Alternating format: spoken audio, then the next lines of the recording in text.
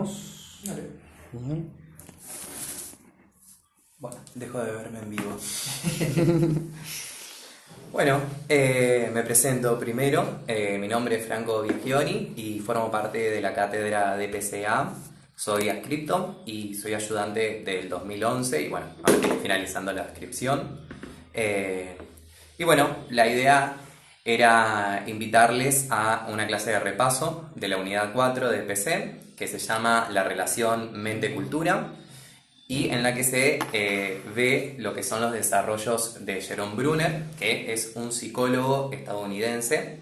En DPC yo siempre digo de que al ver tantas escuelas diferentes y tantas teorías, es importante siempre prestar atención al contexto porque permite pensar cómo relacionar las diferentes teorías, ver cuáles son los interlocutores de cada autor y demás. Así que bueno, Bruner podemos empezar ubicándolo en Estados Unidos. Comienza a ocupar el escenario académico en la década de los 50 principalmente. Y nació en 1915, muere en el 2016, vivió 101 años, un montón de tiempo, la verdad, así que bueno, produjo bastante también y ha aportado también bastante a la psicología. Bueno, es psicólogo, trató de relacionar siempre la investigación en psicología con la educación. De hecho, ha participado en política, en reformas educativas para el gobierno de Kennedy, así que bueno, justo un presidente famoso para tener en cuenta. Se doctoró en Harvard y también fundó ahí un centro de estudios cognitivos junto con Miller, que no es Miller de El yerno de Lacan, sino que es el autor de El mágico número 7 de 1956, que es el título que se toma como referencia para ubicar el nacimiento de las ciencias cognitivas. Bueno, yo cada tanto voy a ir viendo mis machetes para no perderme. Y bueno, podemos, como dije, lo contextualizamos más que nada en la década de los 50 a sus comienzos, si bien produce muchos años, muchas décadas después también. Y para tener en cuenta algunos datos en relación a lo que veníamos viendo en otras unidades de DPC, en la década de los 50 ya asistimos a la caída del conductismo como teoría. Empiezan ahí como algunas terapias conductistas de todas formas, como una reacción frente a su propia caída de la teoría y de pérdida un poco de la hegemonía. Y también es el nacimiento de las ciencias cognitivas. Bueno, en relación a la clase de repaso, ahora que vamos a empezar a adentrarnos un poco en determinadas puntualizaciones y demás, es importante, yo creo que está claro, pero por las dudas lo vamos a aclarar, de que la clase de repaso tiene como finalidad acompañarles en el estudio, no reemplaza bajo ningún punto de vista, bajo ningún punto de vista la lectura de los textos. Al contrario, la idea es que genere preguntas, de que ustedes puedan volver a los textos, que puedan preguntar en el vivo, incluso si tienen alguna consulta, y que hagan uso también de las clases de consultas que contamos en nuestra facultad. Y bueno, vamos a darle rienda suelta a este momento. Bueno, para organizar un poco el material, hay 4 textos en la unidad que abordan la teoría de Bruner. Pero en relación a su desarrollo teórico, me parece que podemos organizar 2 momentos diferentes. Le vamos a poner de nombre a uno revolución cognitiva y al otro le vamos a poner revolución cultural. ¿Por qué nombro los momentos como revolución? Porque en ambos momentos la particularidad de Bruner es que tiene como interlocutor a el círculo de la psicología hegemónica de la época. En la revolución cognitiva, su interlocutor en todo caso es el conductismo, podemos ubicar, y en la revolución cultural es la psicología cognitiva y las ciencias cognitivas en sí. Antes de adentrarnos en cada momento, vamos a tomar algunas investigaciones que figuran en el texto de Meyer, que se llama Los nuevos sí. Está en la primera parte, la pueden buscar ahí. Son 4 investigaciones que podemos tomar un poco como antecedente, como el ingreso de Bruner al escenario científico y académico. Y que hacen también una renovación del enfoque en relación a cómo se venía trabajando en la psicología del momento. Tenemos, por un lado, en 1947, avísenme si voy muy rápido, en 1947, Percepción y New Look Perceptivo, que es una investigación que realiza con niñes, con diferentes grupos de niñes, y que la conclusión teórica que extrae de ahí tiene que ver con la percepción y es un poco disruptiva en relación a lo que vienen viendo de percepción en Gestalt, porque va a plantear de que la percepción no es neutra y automática, sino que va a estar atravesada por el sentido que se le da al objeto observado en todo caso. Entonces, el sujeto que observa es un observador activo y observa precisamente desde su historia, de sus esquemas perceptivos, con un atravesamiento cultural. Por otro lado, tenemos otra investigación de 1956 que se llama Categorización y Estrategias Mentales, que la investigación consistía en que él solicitaba a los sujetos a quienes investigaba que ordenen un conjunto de tarjetas que eran de diferentes colores y tamaños. Y en base a esto va a observar diferentes estrategias en relación a cómo las agrupan y las ordenan. Los conceptos que se extraen, que está bueno que retengan, es el de categorización, que vendría a ser un mecanismo mental, yo voy a ir yendo por esta parte por las dudas, un mecanismo mental a través del cual se ordena y se agrupan los objetos del mundo. Y otro concepto importante para que retengan de esta investigación es el de estrategias mentales, que rompe ya de por sí este concepto con el conductismo, ya que plantea una perspectiva muy diferente al hablar de estrategias, nos alejamos de lo que es estímulo y respuesta, como si no hubiese nada en el medio, y las estrategias vendrían a ser como la evolución del pensamiento consciente a lo largo de la tarea de resolver un problema puntual. Y bueno, esos son los dos conceptos que se extraen de ahí. Pueden fijarse que figuran como ejemplo la estrategia mental de la focalización, la estrategia mental del barrido, pero por ahí más anecdótico. Otra investigación es de 1966 y son 3 modos de representación. Que esto es muy cortito en realidad, lo que dice que hay 3 modos diferentes de representarse el mundo. Uno de ellos es en activo, le pone ese nombre, y sería a través de la acción. Otro modo de representación es el segundo, sería icónica, que es a través de la imagen. Y tercero y último es el modo de representación es simbólico, es decir que hay un acceso ya a las abstracciones, en este caso para poder representarse los objetos del mundo. Y por último, la cuarta investigación que contribuye a esta renovación de enfoque es cómo los niños aprenden a hablar. Que bueno, no es muy lejano del planteo de Chomsky, en tanto que reconoce una predisposición innata para desarrollar el lenguaje. Tengo miedo de mirar mucho la cámara y ponerme visco, así que a ver si me ven.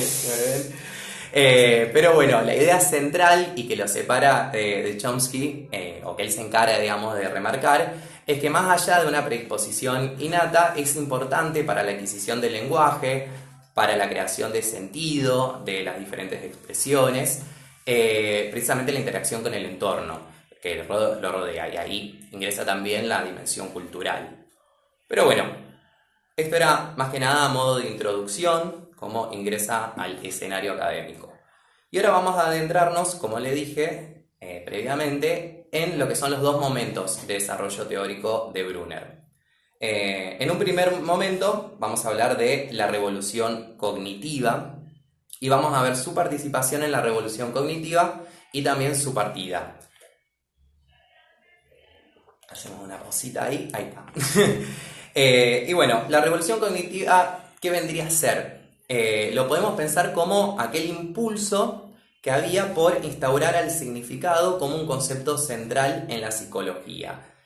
Y el objetivo era precisamente recuperar la mente. Va a decir Brunner, esto lo pueden encontrar sobre todo, lo pueden encontrar en realidad en todos los textos, se plantea esto. Aparece desde la voz de Brunner en Actos de Significado, que es un texto de 1990 que está en el programa. Él va a decir de que es recuperar la mente el objetivo después de un invierno objetivista, positivista, haciendo una referencia clara al conductismo. Y bueno, y tenía como objetivo precisamente instaurar el significado como un concepto fundamental para la psicología. Y bueno, este impulso, esta revolución se cristaliza en la creación de las ciencias cognitivas, puntualmente de la psicología cognitiva, en este caso que, como sabrán, es una disciplina que integra las ciencias cognitivas. Spoiler alert, Brunner ha formado parte de la creación de la psicología cognitiva y las ciencias cognitivas, luego se va y vamos ahora a dar cuenta un poco de este recorrido. Él ubica de que en un comienzo las metas teóricas tendrían que ver con descubrir y describir formalmente el significado y la actividad simbólica que hay detrás de la creación de significados, que se da cuando se encuentra el ser humano con el mundo, cómo lo representa, cómo crean esos significados, cómo lo negocian. Y creía de que para poder llevar a cabo un estudio integral del ser humano y de los significados, era necesario la interdisciplina, puntualmente trabajar con otras disciplinas de las ciencias sociales, de carácter más bien interpretativo. Cuestión que la ciencia cognitiva comienza de esa forma, podemos decir. Bueno, la revolución cognitiva, él tiene una declaración ahí un poco contradictoria, dice, no es contra el conductismo, pero lo quiere reemplazar. Lo que quiere decir es, cuando dice que no es solo contra el conductismo, de que no se queda en una crítica al conductismo, sino que tiene la pretensión de poder reemplazarlo, de poder profundizar y complejizar el planteo a la hora de estudiar la naturaleza humana. Pero bueno, no todo fue de color de rosa para Brunner, ya que luego empieza a haber una serie de movimientos a medida que avanzan las diferentes disciplinas de la ciencia cognitiva. Puntualmente nos vamos a enfocar acá en la psicología cognitiva, que él lee como desviación en relación a ese impulso original que había. Y ahora vamos a ver cómo él describe estas desviaciones. Va a decir directamente de que se deshumaniza la mente.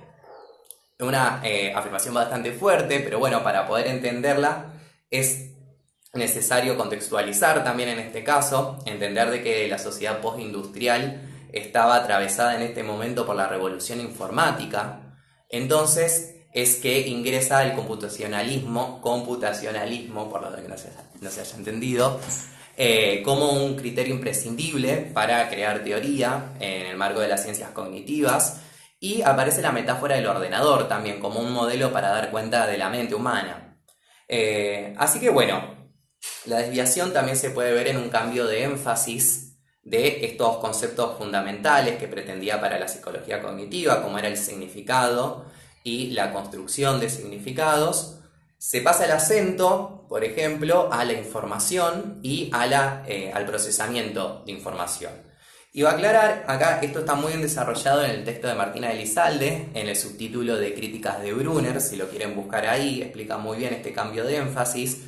Pero básicamente lo que va a decir Brunner es que nada tiene que ver la información y el procesamiento de información con el significado, ya que la información en un mensaje se codifica previamente, de acuerdo a reglas formales que ya existen en ese sistema, y trabaja más que nada con la sintaxis, el procesamiento de la información, ya que enumera, acomoda, comparte, compara datos ya ingresados. Y desconoce toda la dimensión semántica. Es decir, que, por ejemplo, desde el procesamiento de información quizás no se puedan entender algunas metáforas, quizás no se puedan entender dobles sentidos. Entonces, bueno, vemos que en realidad el cambio de énfasis cae en un lugar vacío de significado, por decirlo de alguna forma. Después, otra parte de la desviación se puede explicar por el lenguaje que viene a instaurar el computacionalismo y la metáfora del ordenador, que da lugar a cierto reduccionismo en esta disciplina. Entonces, lo que va a pasar, yo tomo un poquito de agua antes, va a permitir este reduccionismo que permite este lenguaje computacional, el regreso de teóricos del conductismo que van a disfrazar esos viejos conceptos con conceptos propios de las ciencias cognitivas. Y como ejemplo pone de que ya no se va a hablar de estímulos y respuestas, sino que se va a hablar de input y output, que son conceptos que han visto en la unidad de ciencias cognitivas, la unidad 3. También se va a reemplazar lo que es la teoría del refuerzo por lo que es control y retroalimentación. Entonces vemos que de a poquito este impulso original y revolucionario de recuperar la mente termina siendo un poco un conductismo ayornado, de acuerdo a algunas lecturas. Y bueno, entre las desviaciones ya cada vez más contundentes, las desviaciones que vamos viendo, se cae también en el antimentalismo. en un principio se ubica más que nada en la costa oeste. Recordemos que estamos hablando de Estados Unidos, que es la sede de las ciencias cognitivas. Pero bueno, se terminan extendiendo y cada vez comienza a haber más rechazo sobre algunos conceptos que tienen tintes mentales. Por ejemplo, no se niega que la conducta esté determinada por metas, hasta ahí todo bien, creen que hay una intención. El concepto, el que generaba problema en relación a esto, era el de agentividad, que precisamente habla de que la acción humana está guiada por estados mentales, está guiada por precisamente las creencias, los deseos, las ideas que tiene un ser humano, las normas de una sociedad. Puntualmente ese era uno de los conceptos que, según Brunner, era uno de los más atacados desde el antimentalismo en el que derivó las ciencias cognitivas. Como trato de recalcar todo el tiempo esto desde la perspectiva de Brunner, pero de todas formas, si ustedes retroceden y vuelven a la unidad anterior, cuando leen el texto de Gardner y ven los postulados específicos que aunan a las diferentes disciplinas de las ciencias cognitivas, hay uno de estos, vamos a buscarlo, no quiero faltar a la verdad, pero hay dos postulados que dicen de que habla del nivel específico de estudio basado en las representaciones mentales. Ahí, bueno, un concepto mental, el de representaciones mentales, pero aclara rápidamente de que se lo estudia desligado de la cultura y de lo biológico también. En este caso no me importa de que sea desligado de la cultura. Y después otro de los postulados tiene que ver con la exclusión de las variables del afecto, de la cultura y de la historia. Es decir que Brunner tenía razón, más allá de que habla de su perspectiva, efectivamente podemos ver en cómo Gardner da cuenta de estos postulados de que efectivamente hubo una exclusión de esos conceptos. Y bueno, esto es lo que precipita la salida de Brunner, que de hecho él luego se va del país un tiempo, se va a estudiar a Europa, es acá donde comienza sus estudios acerca de cómo se adquiere el lenguaje en las niñez. Y bueno, ahora nos vamos a adentrar en otro momento, que es el momento de revolución cultural. ¿Quieren que cortemos? ¿Vamos bien? No, sí, vamos bien. Estaban preguntando por la crítica de Brunner, pero creo que te estás adentrando en eso ahora, De ¿no? una, sí. Listo. O sea, la crítica de Brunner a la psicología cognitiva la pueden enmarcar, digamos, bajo estas desviaciones, que digamos son desviaciones que lee Brunner desde su perspectiva, que es la perspectiva de quien participó de la creación de la psicología cognitiva y ha visto de que esos ideales se han ido desviando. Y bueno, el segundo momento yo le pongo revolución cultural, lo pueden encontrar como giro narrativo en la psicología o sencillamente hablar de psicología cultural. Bueno, vemos de que en este último tiempo cómo ha ido virando la psicología cognitiva, ha ido virando hacia un lugar más individualista en relación a cómo se pensaba el estudio del ser humano, digamos, se tomaba para estudiar el pensamiento, la memoria, la resolución de conflictos, pero lo que se trataba de hacer era de extraer reglas formales, abstractas y universales, y se caía por ahí en posiciones individualistas, pensando al ser humano como algo aislado, por fuera de su contexto. Y el posicionamiento que propone Brunner a través de la psicología cultural se encuentra precisamente en las antípodas de ese posicionamiento individualista. Un posicionamiento cultural, interpretativo, histórico y colectivista incluso. Y él va a pensar, propone el estudio de la subjetividad, de la mente, de la intersubjetividad en la trama social. Esto que quiere decir, habla de la mente enculturada. Para estudiar la mente, para investigarla, para interpretarla, es necesario tomar el contexto, que era una de estas variables que quedaban excluidas. Y bueno, podemos ubicar este momento de desarrollo teórico en los 90, 80, más en esa época del desarrollo teórico de Brunner. Y bueno, a ver, ¿por dónde seguimos? Bueno, ¿qué intenta instaurar como fundamental? También, de nuevo, él insiste con el significado, con la cultura y también con el relato-narración. Van a ver que a medida que avancemos se van a dar cuenta de que es un concepto central para Brunner y su propuesta.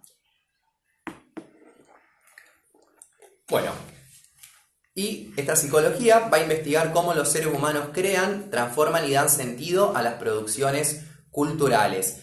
Va a encargarse de pensar la acción humana, pero siempre situada en la cultura puntual y también en los estados mentales, que es este conjunto de creencias, valores, deseos y demás que decíamos antes.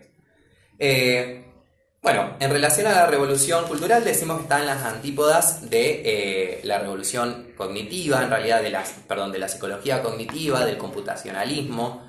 De hecho, en el texto de Meyer hay una entrevista que le hacen a Brunner y en la que ya en los 90, con una propuesta firme de la psicología cultural, le preguntan acerca de cómo fue su partida de la psicología cognitiva y como que pretenden hay una crítica y él lo que va a decir es son niveles de análisis distintos, son perspectivas distintas y considera que la del computacionalismo es algo limitada en este afán de extraer reglas formales del pensamiento, la memoria, el lenguaje, la resolución de problemas, al abstraerlo tanto y pretender universalizar estos fenómenos, estas funciones, precisamente se puede caer en una teoría del todo, dice.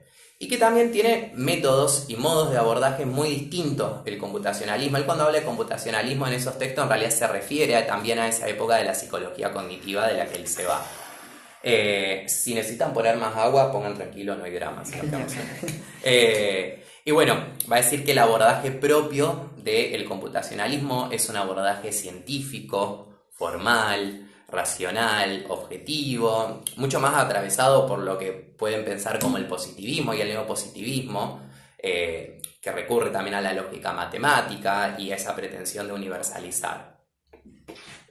En cambio, la psicología cultural, bueno, se encarga, como el nombre un poco lo adelanta, de la cultura, y la cultura requiere un abordaje muy distinto, y Brunner propone como modo de abordaje también lo literario, lo subjetivo y lo interpretativo, ya que es importante entender que cuando pensamos en la cultura, pensamos para poder entender al hombre correctamente, al ser humano, no desde un lugar patriarcal, para poder entender su pensamiento hay que tener en cuenta de que es una construcción social, precisamente, y que las acciones humanas en realidad están guiadas precisamente por la cultura y por las normas también que precisamente atraviesan a cada cultura. Y bueno, ahora vamos a pasar a dos conceptos que son fundamentales para la psicología cultural y con esto ya iríamos cerrando y daríamos lugar a las preguntas. Por un lado está el concepto de la psicología popular, que no son sinónimos psicología popular y psicología cultural. Esto lo pueden encontrar, psicología popular, lo pueden encontrar este concepto tanto en actos de significados como también en el texto de Meyer, también habla de la psicología popular. Va a decir que es un rasgo de la psicología cultural. Y lo va a definir como un conjunto de descripciones más o menos normativas y conexas que precisamente lo que hacen es, describir cómo se comportan los seres humanos en una cultura, cómo funcionan las mentes, la propia y la de los demás, y qué cabe esperar también del comportamiento de los seres humanos en una cultura puntual. También tiene una función de organizador, este conjunto de descripciones que vendrían a ser la psicología popular, ya que organiza tanto la experiencia, cómo es el conocimiento, cómo se crea, cómo se transmite, y también cómo son las interacciones sociales. Va a decir que tiene un carácter canónico. Que tenga un carácter canónico quiere decir de que marca cómo deberían ser las cosas en realidad, marca algo de lo que vendría a ser la norma también, la psicología popular. En este afán de describir cómo debe ser el comportamiento en una sociedad, cómo es el comportamiento en una sociedad, también dice cómo debería ser en todo caso. Todo este conjunto de teorías y de descripciones se cristalizan en instituciones como la justicia de una sociedad, la educación, la asistencia social y todas las transacciones sociales, ya que dan cuenta de la naturaleza humana precisamente, y cada sociedad podemos verlo cristalizado en estas instituciones que van variando mucho de una cultura a otra. No es lo mismo acá en el occidente que en el oriente, como son esas instituciones. Y por último, el concepto que queda, que a mí me parece que es fundamental, si vamos a hablar de psicología cultural, es el concepto de narración o de relato, En el texto de Meyer habla de relato, Brunner, la traducción, yo calculo en realidad que habla de relato, y en actos de significado lo van a ver como narración. En definitiva, lo que es importante es que entiendan de que es una forma del discurso y de la comunicación que para Brunner es fundamental. Él incluso va a decir de que la resolución de conflictos de una sociedad pasa por el aparato narrativo, va a decir de que una sociedad avanza también en base a este aparato narrativo, en base a la forma de la narración. Incluso lo podemos ver en los debates para la ampliación de derechos, se recurre a las diferentes narraciones dando cuenta de una posición y de la otra. El relato tiene un carácter secuencial y dramático por la figura, ¿no?, del drama, y secuencial en tanto que da cuenta de un orden de diferentes sucesos.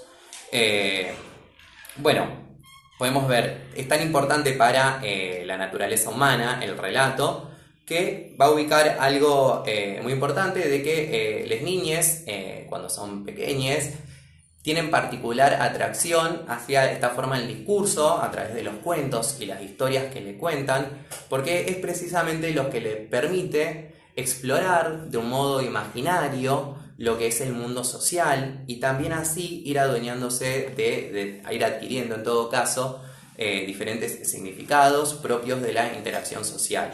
Y así también ingresan en la cultura mediante la narración. Y bueno, algo por ahí que es más concreto para que ustedes sepan sobre lo que es la narración, que son elementos que forman parte de este concepto. Son 4. Uno de ellos es el individuo en acción, otros es el orden secuencial, que es precisamente dar cuenta de diferentes sucesos.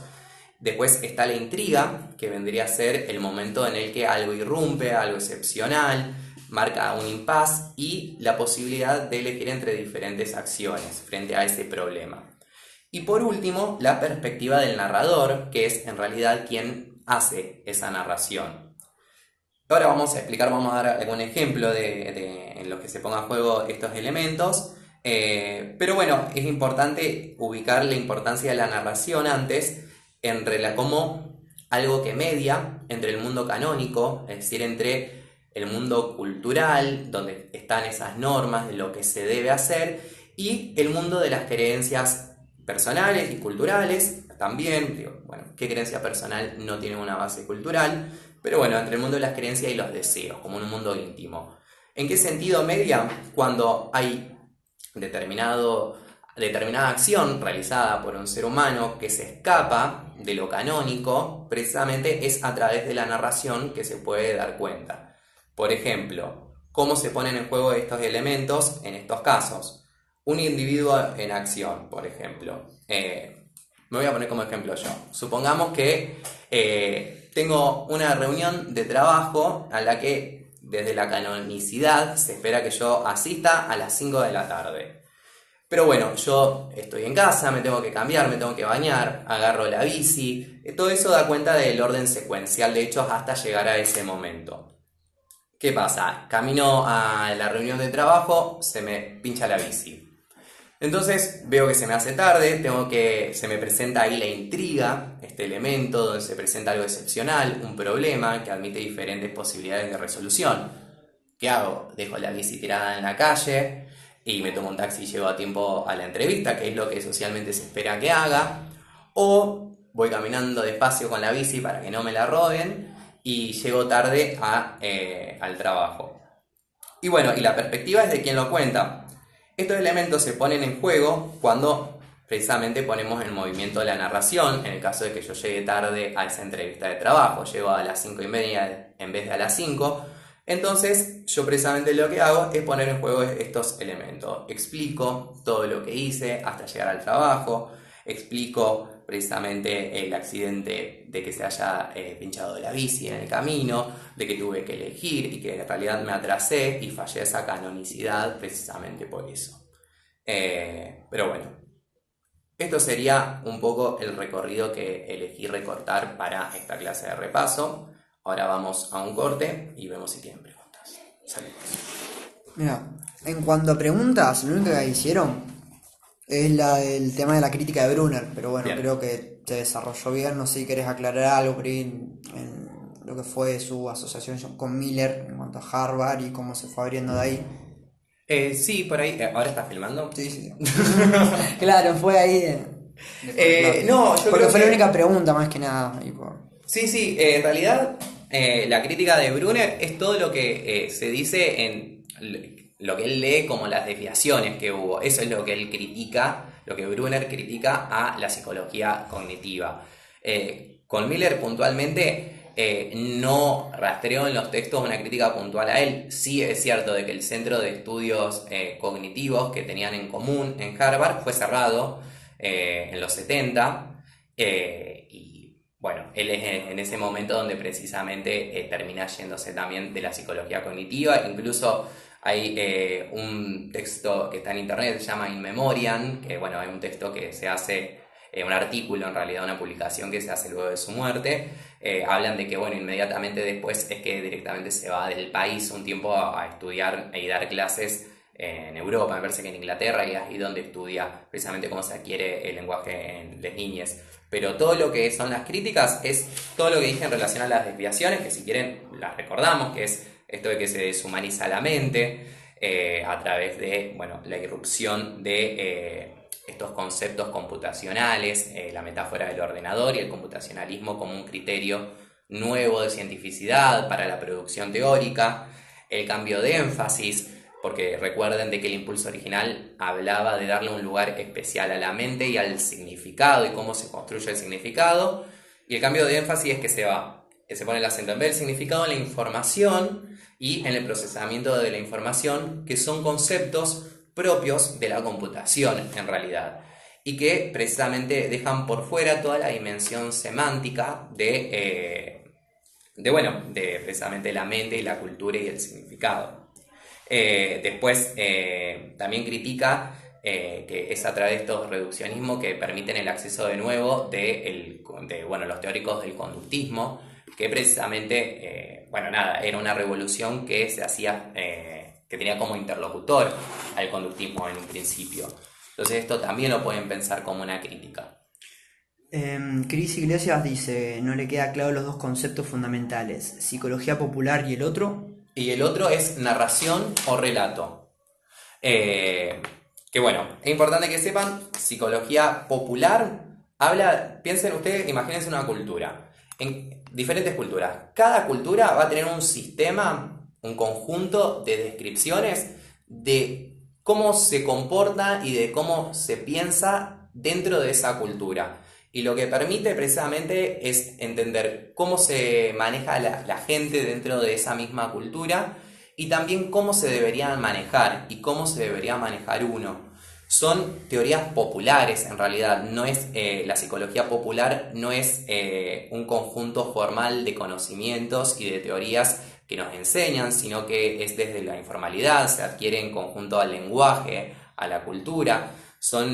Incluso lo pueden pensar como un conjunto de creencias, de representaciones de lo social y que precisamente hacen a la vida en sociedad dentro de cada cultura. Y para mí es importante que retengan también esto, de que por ahí la forma en la que se cristaliza es a través de estas instituciones, de la justicia, de la asistencia social, de la educación, porque detrás de estas instituciones es que se puede ver realmente la idea de cómo se es dentro de cada cultura y cómo se debe ser también dentro de cada cultura. Incluso la justicia desde un lugar mucho más literal toma esto de la canonicidad, ya que, bueno, digo, frente a que alguien falle a una norma, se evalúa y se toma algún tipo de reprimenda al respecto.